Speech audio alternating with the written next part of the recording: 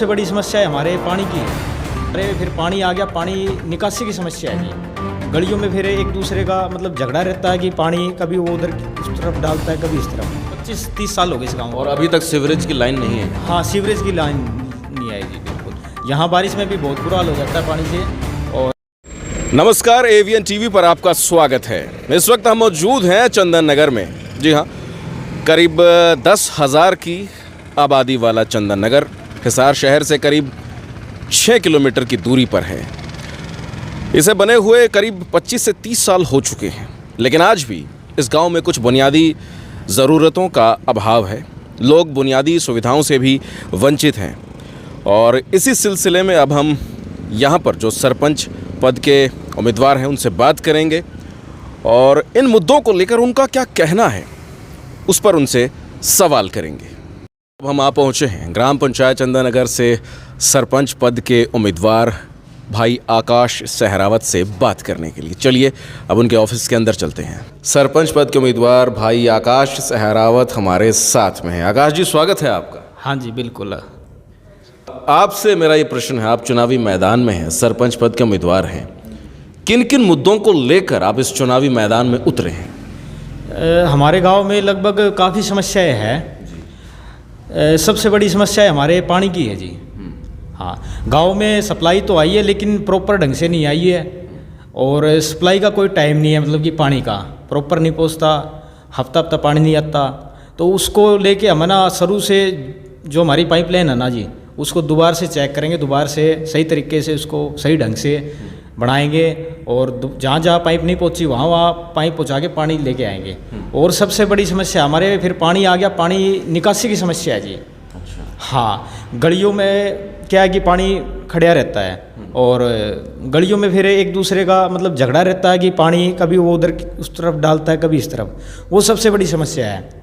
पानी निकासी के लिए ना हम यहाँ हमारे सीवरेज का सबसे मेन वो करेंगे कि काम सीवरेज की लाइन पूरे गांव में पहुंचे। ये बड़ी हैरानगी की बात है कि करीब 25 साल इसे हो चुके हैं यहाँ पर आबादी को बसे। 25-30 साल हो गए इस गांव और अभी तक सीवरेज की लाइन नहीं है। हाँ, सीवरेज की लाइन नहीं आई जी, बिल्कुल।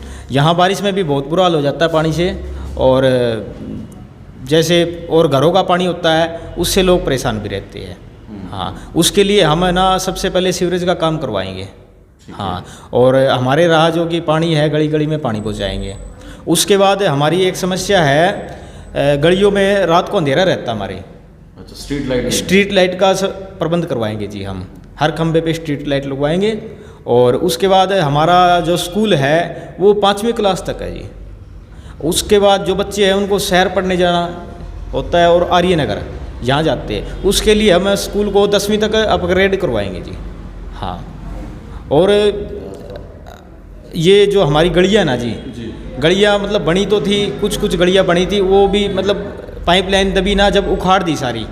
जितनी भी गलियाँ बनी हैं उनको दोबारा से हम बनाएंगे सारी गलियों को, और जो गली नहीं बनी उनको भी बनवाएंगे। और सबसे मेन चीज़ है जो मेन गलियाँ हमारी गांव की जहाँ से लोग ज़्यादातर आते जाते हैं, वे गली सबसे पहले बनवाएंगे जी हम। ठीक है। हाँ, तो जिस तरह से हम देख रहे हैं कि एक अब युवा हैं, क्या ये आपका पहला चुनाव है? हाँ जी, मेरा पहला चुनाव है जी ये। ठीक है, तो पहले चुनाव में आप चुनावी सफर में उतरे हैं, कैसे एहसास हैं आपके और क्या कहना चाहेंगे दर्शकों से जो आपको देख रहे हैं? आपके वोटर से आप क्या कहना चाहेंगे? मेरे वोटर से सभी से मैं ये कहूँगा, कहीं ना कहीं हम गांव में काफ़ी उम्मीदवार है, चुनाव लड़ रहे 8 से 10 के करीब है, और मैं सभी से ये कहूँगा कहीं ना कहीं चुनाव में तो हम एक दूसरे के विरोधी हो सकते हैं, लेकिन सभी को भाईचारा बना के रखना है और किसी को किसी प्रकार की मतलब किसी से नाराज़गी नहीं करनी है, और सभी का जहाँ जी करे जहाँ मन किया जाए वहाँ वोट डालो, लेकिन किसी को अपना भाईचारा नहीं खराब करना है जी।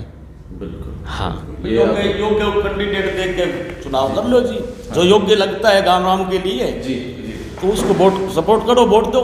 ठीक है। जो लगता है भाई ये आप उम्मीदवार के पिता हैं, आपसे भी आपका परिचय लेना चाहेंगे, आपका नाम बताइए। मैं आकाश का पिताजी हूँ जी। ठीक है। तो आपका बेटा इतनी कम उम्र में अब चुनावी मैदान में है और इतने अच्छे विचारों के साथ लोगों को संबोधित कर रहा है, क्या कहेंगे? मैं तो गर्व करता हूँ अपने बेटे पे जी। और मैं ये चाहता हूँ कि 5 साल के अंदर ऐसा काम करे जो कि नाम हो, चाहे अब भी नाम है हमारा और आगे डबल नाम हो। भाई भाईचारे का समाज का काम होना चाहिए सबका, बच्चे से लेके बूढ़े बजगर तक का, गरीब अमीर का कोई दायरा नहीं हुआ, सब बराबर हो गया हमारे लिए। और हमारा मेन मकसद यही है जी, गांव का विकास करना में। हम गांव को ना सेक्टर के रूप में देखेंगे जी। क्या बात है। हाँ, ये इरादा लेकर आप चल रहे हैं। आप ये देख सकते हैं कि एक युवा गांव में सेक्टर का सपना लेकर के यहाँ पर मैदान में उतरा है जी। हाँ जी, हम इस गांव को सेक्टर के रूप में बना के छोड़ देंगे जी। क्या बात है। एक शमशान घाट की भी बात चल रही थी, वो मैंने आपको बताया था जी। हमारे शमशान घाट की भी बहुत बड़ी समस्या है। हमें ना अगर ऋषि नगर में है जो शमशान घाट, वहाँ जाना पड़ता है जी। बहुत दूर है। उसके लिए हम गांव में शमशान घाट तैयार करेंगे जी। हाँ, हमारे पास जगह पड़ी है, उस जगह के अंदर हम शमशान घाट बनाएंगे, 6.25 एकड़ है, और उसके अंदर मान ले वाटर सप्लाई की टैंकी भी वहीं बनाएंगे। हमारा वाटर सप्लाई हम अलग बनाएंगे, हम किसी के ऊपर मतलब आश्रित नहीं रहना चाहते। मान ले के बारे में अगर बात करें तो स्कूल की बात चल रही थी, 5वीं तक स्कूल है जिससे समस्या होती है। हाँ, वो 5वीं का स्कूल है, हमें उस 10वीं तक उसको अपग्रेड करवाएंगे जी।